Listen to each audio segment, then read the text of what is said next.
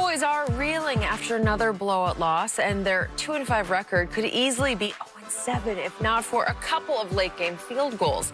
Dallas has the worst-scoring defense in the league, and Pro Football Focus points out that they also have the lowest-graded coverage unit in the NFL.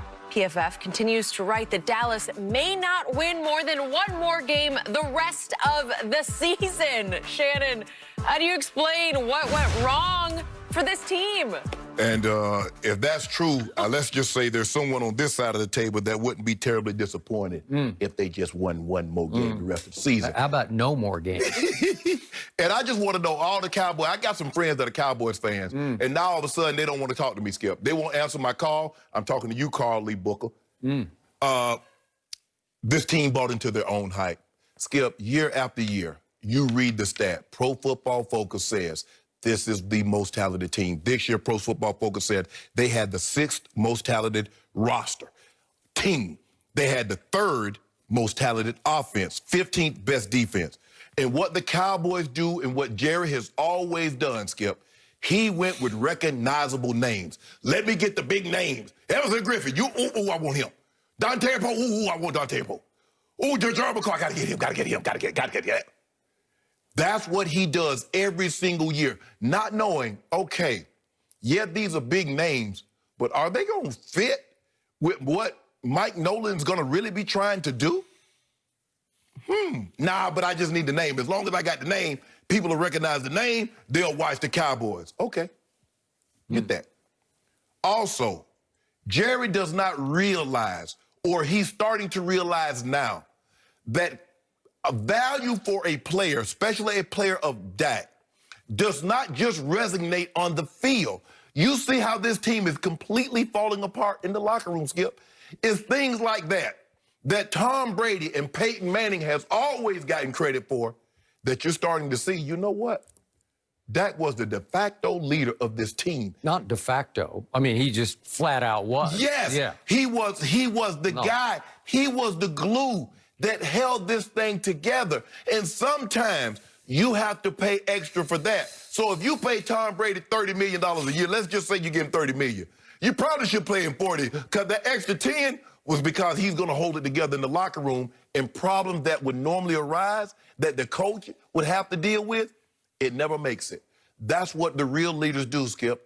They make sure the coach, there are certain things the coaches should never have to hear about, because the leaders take care of that before it ever makes it up to the second floor. No, that's not what Jerry did, Skip.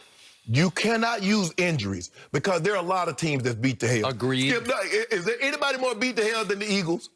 With 3 receivers, their entire offensive line, their running back. Now, granted, they still have Wentz in there, but I don't know how he come back and play every single week with all the hits and the sacks that he's been taking.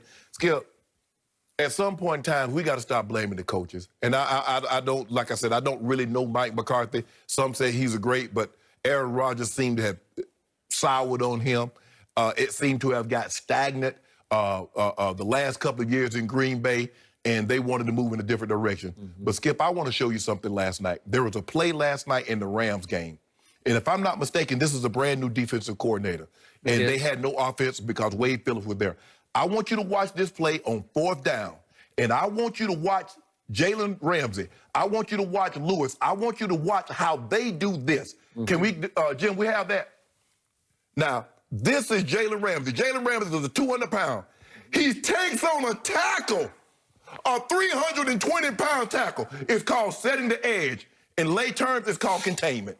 He says, I refuse to give up my outside shoulder. You will turn this ball back inside. Lewis is right there fighting the tight end over the top, and you watch the safety hit it. Simple as that, Skip. What's your responsibility? Jalen Ramsey says, I am not giving up my outside shoulder.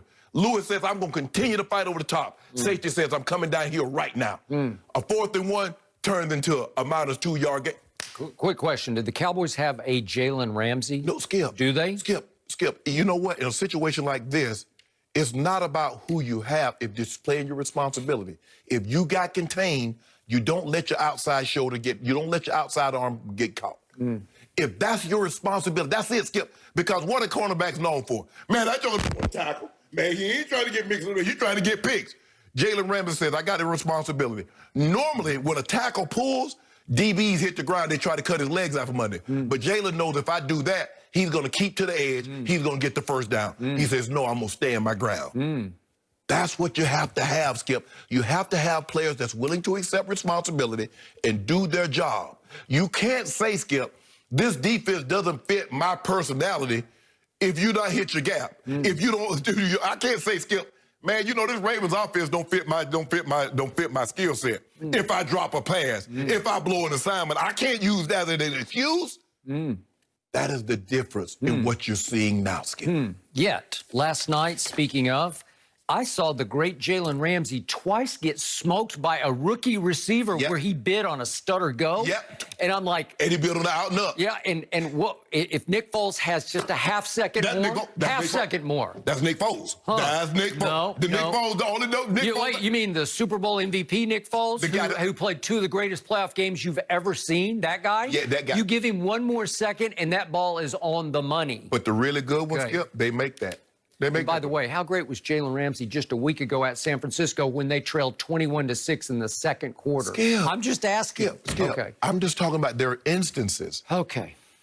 And you're right about all those. But I can't put any credence in any one of them because this team from the start, from the game against Jalen Ramsey out here to open the game, the seasons, on Sunday Night Football, this team started quitting on its new head coach and especially its new defensive coordinator. If you just got to the season, you the first game and you quit already? It was already happening in camp practice when nobody on defense could figure out what Mike Nolan was trying to teach them. He kept changing. Let's do that. No, let's do that. No, I think today let's try this.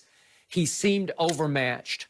There was a series, like a parade of veteran DBs, especially safeties, who just said, I don't know what he's talking about. Clinton Dix clashed with him right away, and they cut him for Mike Nolan because Mike Nolan's a guru. He's been around this league for 30 years coaching defense. And then Brandon Carr, not a great player, but he'd started every game he had ever played in this league, every game, including all 16 games, excuse me, for the Ravens last year. He clashed with Mike Nolan early, and they whacked him and sent him on his way. You can't tell me that Earl Thomas wouldn't have helped this team, and I got all the baggage, and you're dead right about all that, and maybe it would have been too much, but I'm talking about desperation here. Would Earl Thomas have helped this defense? You know he would have because it's the worst defense potentially in the history of pro football.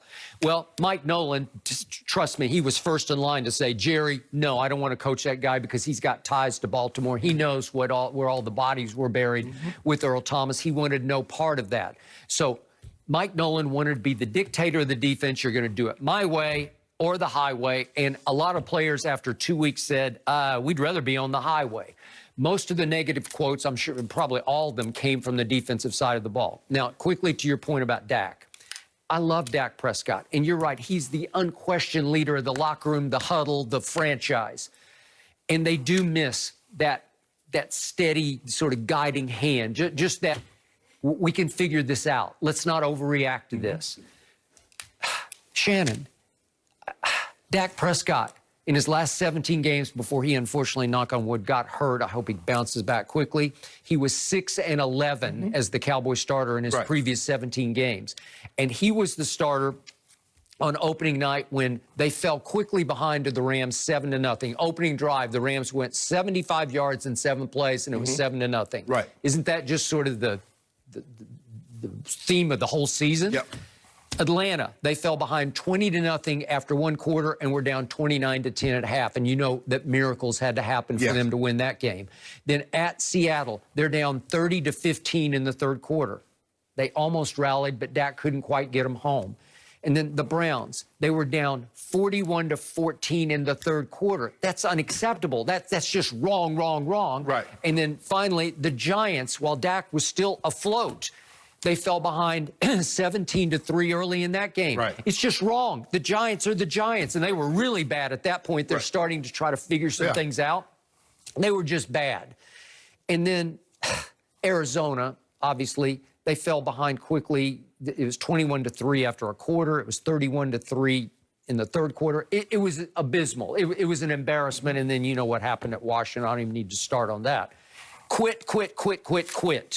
So let's go back to preseason.